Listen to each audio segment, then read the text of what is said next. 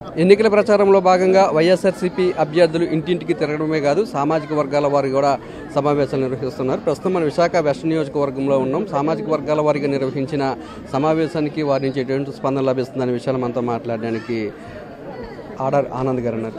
Sir చెప్పండి sir, మీరు గడప గడప తిరగడమే కాకుండా సామాజిక వర్గాల వారిగా సమావేశం అవుతున్నారు. ప్రజల నుండి అంటే ఎటువంటి స్పందన లభిస్తుంది? ఈరోజు జగన్మోహన్ రెడ్డి గారు వచ్చిన తర్వాత జగన్మోహన్ రెడ్డి గారి ప్రభుత్వం ఈరోజు కులం లేకుండా, మతం లేకుండా, ప్రాంతాలు లేకుండా, పార్టీలు లేకుండా అందరికీ కూడా ఈరోజు ఆయన చేసే సంక్షేమం ఇవన్నీ ప్రజలందరూ కూడా గుర్తించి ఈరోజు కులాల వారి కాదు, ఇక్కడ అంటే అందరూ ఉన్నారు. రెల్లు ఉన్నారు, అలాగే వెలమలు ఉన్నారు, చెట్టుబల్జీలు ఉన్నారు, అందరూ ఉన్నారు. ఇదేంటంటే ఈ ఏరియాలో ఉన్న అందరూ కూడా ఈరోజు చూసారు ఎంత ఈ విధంగా ఈ టైం అయినా కూడా ఇక్కడ మా గురించి వెయిట్ చేసి జగన్మోహన్ రెడ్డి గారిని బలపరచాలని వాళ్ళందరూ కూడా ఈరోజు వెయిట్ చేసి మా గురించి మాకు ఇంత ఆహ్వానం పలికినందుకు వాళ్ళందరికీ కూడా ధన్యవాదాలు తెలియజేస్తున్నాను.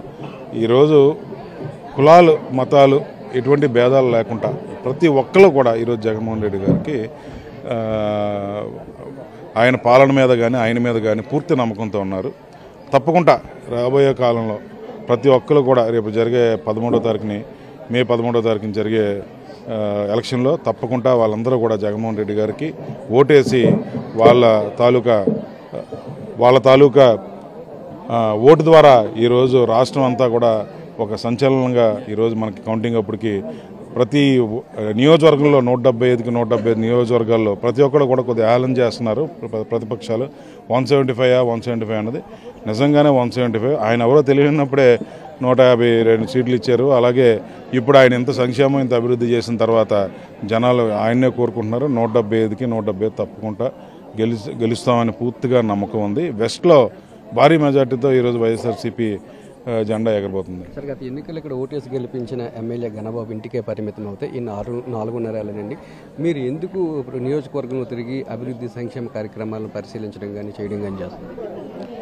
ఇది నాకు జగన్మోహన్ రెడ్డి గారు అప్పచెప్పిన బాధ్యత అండి. నాకే కాదు 175 నియోజకవర్గాల్లో మేము అందరం కూడా ప్రతి ఒక్కరు కూడా ఈరోజు ప్రజల దగ్గరికి వెళ్ళి గడప గడప ప్రభుత్వం కార్యక్రమం కానీ లేదా ప్రతిరోజు ప్రజలకు అందుబాటులో ఉండి వాళ్ళ గ్రీవెన్స్ తీసుకోవడం కానీ వచ్చిన గ్రీవెన్స్ని ఏ విధంగా మనం వాళ్ళ ఇబ్బందులు లేకుండా చేయడం కానీ ఈరోజు ఈ విధంగా ఉండడం వల్ల ఈరోజు ప్రజలందరూ కూడా ఈరోజు మేము వెళ్తే నేనేం ఓటు అడగటం లేదు ఎవరిని. అమ్మ బాగున్నామని అంటే మిగతాదంతా వాళ్ళే చెప్తున్నారు.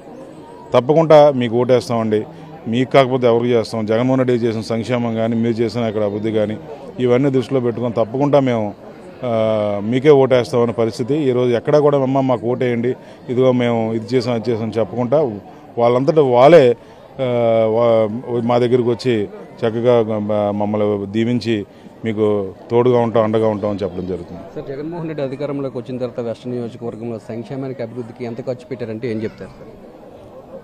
ప్రతి వార్డులోని కూడా వార్డు వైజ్ చూసుకుంటే ప్రతి వార్డులో కూడా సుమారుగా సంక్షేమం అయితే మటుకు 25 కోట్ల వరకు ప్రతి వార్డుకి 25 కోట్ల వరకు అప్రాక్సిమేట్గా ఖర్చు పెట్టడం జరిగింది.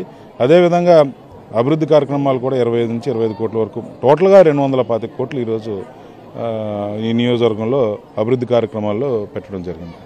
సార్, అలాగే మీరు కూడా మీ ట్రస్ట్ ద్వారా కూడా అనేక సేవా కార్యక్రమాలు నిర్వహిస్తున్నారు. అంటే ఎందుకు చేయాలనిపించింది సార్? అంటే ఈరోజు పదవి అంటే ఒక అలంకరణ, పదవి అంటే మనం ఒక పెత్తందారి తరం కింద కాకుండా ఒక బాధ్యతగా తీసుకున్న వ్యక్తిని. ఈరోజు నాకు పదవి ఉన్నా లేకపోయినా కూడా ఇప్పుడే కాదు గతం నుంచి కూడా నేను చేస్తున్నాను. జగన్మోహన్ రెడ్డి గారు నాకు అప్పచెప్పిన దగ్గర నుంచి ప్రజలందరూ కూడా 10 సంవత్సరాల నుంచి చాలా ఇబ్బంది పడుతున్నారు. నాయకత్వం లోపం ఉంది, ఇక్కడ నాయకులు ఎవరు లేరు, గెలిచిన వాళ్ళు ఎవరు కనిపించడం లేదు, మీరు బాధ్యత తీసుకోండి అని చెప్తే ఈరోజు ఆయన మాట మేరకు నేను ఇక్కడ రావడం జరిగింది. ఎవరైతే కొన్ని టెక్నికల్ ప్రాబ్లం వల్ల ఇబ్బంది పడుతున్నారో వాళ్ళకి మా నాన్నగారు ఆర్డర్ తులసి గారి ట్రస్ట్ ద్వారా ఈరోజు వాళ్ళందరికీ కూడా అనేక సంక్షేమ పథకాలు కానీ మెడికల్గా కానీ లేకపోతే ఎడ్యుకేషన్ పరంగా కానీ చేయడం జరుగుతుంది.